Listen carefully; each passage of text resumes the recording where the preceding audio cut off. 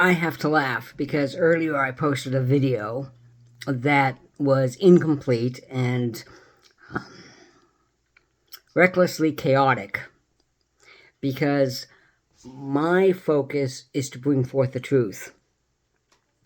And while it started out well, it didn't end well.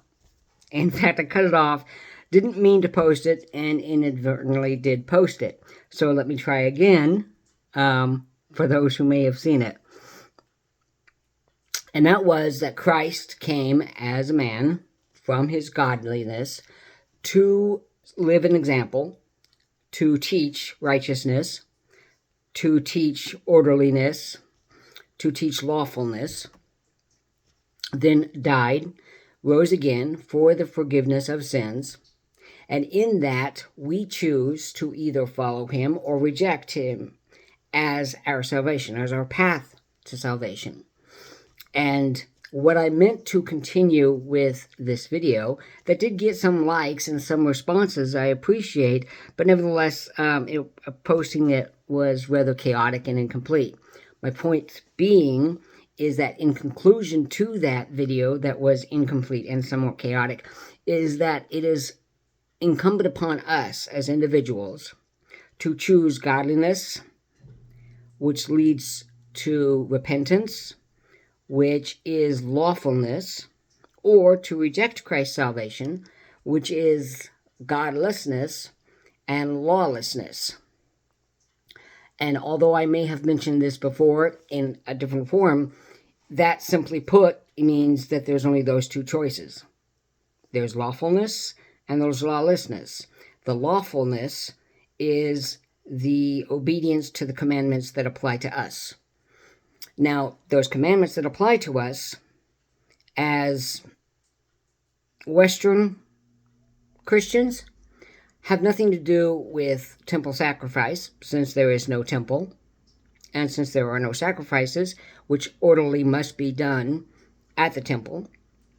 And it also does not apply to the commandments given in the Tanakh of the priesthood, because none of us are priests.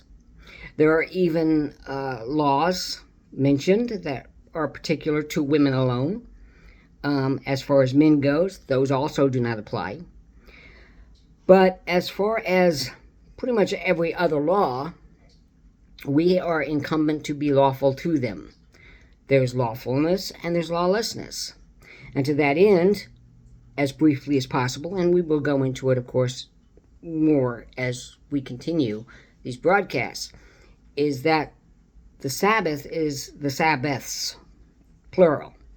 This means a recognition and a dutiful remembrance of the appointed times that God gave Israel and by proxy to us.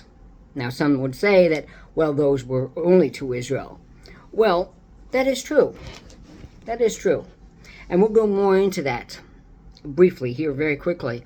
But for now, let me suggest to you that if you're going to pick and choose which appointed times and which Sabbaths you're going to partake in, or to be obedient toward, at least at the minimal remembering, does this also mean that you're going to pick and choose which sexual laws the Lord said were an abomination?